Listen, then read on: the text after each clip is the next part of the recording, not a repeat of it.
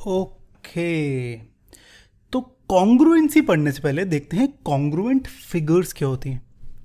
वो फिगर्स जिनका same shape और साइज होता है वो होती है मेरी कॉन्ग्रुएंट फिगर्स। फॉर एग्जाम्पल, अगर मैं यहाँ पे दो लाइन्स लूँ ए बी और पी क्यू, तो क्योंकि लाइन की एक ही शेप होती है, ऐसे ही होती है लाइन सीधी, जैसे मर्जी बना लो, तो क्योंकि लाइन की सेम शेप सेम होती है और दोनों लाइंस का साइज मुझे 5 सेंटीमीटर गिवन है, तो इसका मतलब ए बी और पी क्यू यहाँ पे कॉन्ग्रुएंट है। लेकिन यार मैं हवा में कैसे बात कर सकता हूँ ऐसे? यार एक्चुअली हम क्या करते हैं, अगर दो शेप्स गिवन हो और पता करना हो कॉन्ग्रुएंट है या नहीं, तो मैं कुछ ना कुछ करके इनको सुपर इम्पोज करता हूँ। अगर पूरी सुपर इम्पोज हो रही है, यानी एक के ऊपर एक आ रही है, तो कॉन्ग्रुएंट है, नहीं तो नहीं। तो यहाँ पे मैं क्या करता हूँ, मैं पहले पी क्यू को ऐसे रोटेट करता हूँ, तो अभी ऐसे है, तो इसको यहाँ पे क्यू पे रख के ऐसे रोटेट करता हूँ और फिर यहाँ पे खिसका देता हूँ कुछ ऐसे। तो आप नोटिस करो ए बी और पी क्यू दोनों एक के नीचे एक के ऊपर एक हो गए। तो इसका मतलब यहाँ पे ए बी और पी क्यू लाइन्स जो है मेरी, वो है कॉन्ग्रुएंट, इनका सेम शेप है और सेम साइज है। ओके, तो चेक कैसे करते हैं वो हमने डिस्कस कर लिया। चेक करने के लिए हम या तो शिफ्ट करते हैं, यानी सपोज यहाँ पे अगर सपोज दो लाइंस गिवन हो मेरे को, सपोज ये एक लाइन है, ये दूसरी लाइन है, तो मैं पहले तो इसको यहाँ पे ऐसे शिफ्ट करता हूँ। एक होता है रोटेट, रोटेट होता है कि मैं इसको थोड़ा सा घुमा देता हूँ। तो अगर सपोज ऐसे सीधी लाइन है, तो इसको मैं यहाँ पे ऐसे यहाँ पकड़ के ऐसे घुमा दिया, तो इसको रोटेट कर दिया। या फ्लिप, फ्लिप का मतलब अगर सपोज ऐसे ट्रायंगल है, तो मिरर इमेज कैसी होगी इसकी, ऐसी, तो ये होती है फ्लिपिंग। ये तीन चीज़ें शिफ्ट करके, रोटेट करके या फ्लिप करके हम ट्राई करते हैं सुपर इम्पोज करने का। अगर सुपर इम्पोज होती है तो मेरा यहाँ पे कॉन्ग्रुएंट है। तो अब यहाँ पे नोटिस करो, पी क्यू के लिए पहले मैंने रोटेट करा इसको कुछ ऐसे और फिर शिफ्ट करा इसको, इसके ऊपर ले गया। तो मैंने यहाँ पे दोनों चीज़ें यूज़ करके चेक करा कि ये कॉन्ग्रुएंट है या नहीं। ठीक है, तो ये तो यार काफ़ी सिंपल एग्जाम्पल हो गया। थोड़ा सा डिफिकल्ट एग्जाम्पल करते हैं। फॉर एग्जाम्पल ट्रायंगल की बात करूँ, तो ट्रायंगल मुझे ये दोनों सेम दिख तो रहे हैं, पर सुपर इम्पोज करने के लिए मुझे इस पॉइंट पी को ऊपर लेके आना पड़ेगा। तो मैं इसको पूरा 180 डिग्री रोटेट करता हूँ। ठीक है, अब दोनों का सेम दिख रहा है, अब मैं एक्चुअल सुपर इम्पोज करके देखता हूँ मैंने, यानी इसके ऊपर एक ला के देखता हूँ। तो क्योंकि यहाँ पे सुपर इम्पोज हो गया है, तो इसका मतलब ये मेरा कॉन्ग्रुएंट है। ठीक है, सिमिलरली अगर सपोज दो एंगल्स हैं, तो इसको अगर मैं फ्लिप करूँ तो ये तो सेम ही बन जाएगा। ठीक है, मैंने कोशिश करी फ्लिप करने की, मेरे से हुआ नहीं। ठीक है, इतना टेक्निकल नहीं हूँ मैं, पर यू गेट माई पॉइंट। तो फ्लिप करने पे मेरे दोनों एंगल्स भी सेम आ गए। ठीक है, सिमिलरली अगर दो सर्कल्स हैं, तो यार सर्कल का तो एक ही शेप होती है, गोल, साइज दोनों का 2 है, तो ये तो डायरेक्टली सुपर इम्पोज हो जाएंगे बस शिफ्ट करके, तो सुपर इम्पोज हो गए। इसका मतलब ये दोनों सर्कल्स भी मेरे कॉन्ग्रुएंट हैं। तो ऐसे चेक करते हैं कॉन्ग्रुएंसी। अब देखते हैं सिंबल क्या होता है इसका। यार कॉन्ग्रुएंसी का सिंबल जो होता है वो होता है इक्वल, क्योंकि दोनों सेम शेप और साइज़ के हैं, तो इक्वल नहीं ले सकते हम, क्योंकि इक्वल नंबर के साथ होता है। 2 = 3 नहीं कर रहा था यार, सॉरी, 2 = 1 + 1। ठीक है, नंबर्स के साथ इक्वल होता है।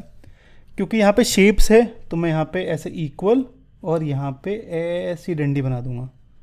ठीक है, ऐसा, अच्छा ये डबल बना दिया, तो ऐसा कुछ बना दूंगा, दिस इज़ द सिंबल, और फिर नीचे इक्वल बना दूंगा, तो ये मेरा कॉन्ग्रुएंसी का सिंबल आ जाएगा।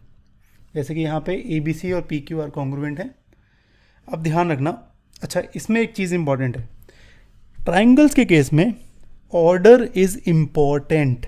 इसके लिए मैंने एक अलग वीडियो बनाई है, जो कि नेक्स्ट वीडियो है CPCT की, वो चेक करना। पर फिलहाल के लिए इन दोनों ट्राइंगल्स की बात करूँ, तो क्योंकि ये कॉन्ग्रुएंट है, तो हम लिख सकते हैं कुछ ऐसे। तो ये मैंने लिखा, ऐसे सिंबल बनाया अपना, और नीचे इक्वल का साइन। ओके, तो 2 फिगर्स अगर कॉन्ग्रुएंट हैं तो ये बनेगा, और अगर नॉट कॉन्ग्रुएंट है तो सिंपली यहाँ पे डंडी मार दो, नॉट कॉन्ग्रुएंट आ जाएगा। एक्स वाई और सी डी के केस में सेम शेप तो है, क्योंकि लाइन की एक ही शेप होती है, सीधी लाइन, पर साइज सेम नहीं है, इसका 2 है, इसका 4 है। तो यहाँ पे लिखूंगा X Y not congruent to C D. ठीक है, ध्यान रखना, कॉन्ग्रुएंसी सिर्फ ट्राइंगल की नहीं होती है, किसी भी शेप की हो सकती है। ठीक है, ऑल राइट। अब एक कॉमन मिस्टेक होती है कि यार ये कॉन्ग्रुएंसी और सिमिलैरिटी में क्या डिफरेंस है। यार कॉन्ग्रुएंसी के केस में ना मेरी शेप भी सेम होती है, दोनों ट्रायंगल की शेप के हैं, और साइज़ भी सेम होता है, दोनों की सेम साइज़ है। यानी अगर मैं इसे गोल घुमा के सुपर इम्पोज करूँगा तो सेम ऊपर नीचे आएंगे। सिमिलैरिटी के केस में कुछ ऐसे होती है, यानी मेरी शेप सेम होती है पर साइज़ अलग अलग होता है। इसका साइज़ छोटा है इससे, है ना, पर दोनों ट्रायंगल हैं, ट्रायंगल की शेप के हैं। तो यहाँ पे सिमिलैरिटी और कॉन्ग्रुएंसी में ये डिफरेंस होता है। इस चैप्टर में ट्रायंगल्स क्लास 9th में हम कॉन्ग्रुएंसी पढ़ेंगे, और क्लास 10th में जब जाएंगे तब हम पढ़ेंगे सिमिलैरिटी। ओके, ऑल राइट, कुछ एग्जांपल्स करते हैं। अगर सपोज मुझे ऐसे दो फिगर्स गिवन हो और चेक करना हो कि कॉन्ग्रुएंट है या नहीं, और अभी हमें कुछ भी नहीं पता कॉन्ग्रुएंसी के बारे में, ठीक है, मुझे पता ही नहीं कि कौन सा रूल होता है कॉन्ग्रुएंसी का, तो उस केस में हमें वही 3 चीज़ें अप्लाई करनी है। मैं या तो रोटेट करूँगा या शिफ्ट करूँगा या फ्लिप करूँगा। तो अगर मैं यहाँ नोटिस करूँ, मैं इन दोनों को रोटेट करूँगा तो मेरे यहाँ पे इन दोनों ट्रायंगल्स कॉन्ग्रुएंट आ जाएंगे, और बस सुपर इम्पोज कर दूँ।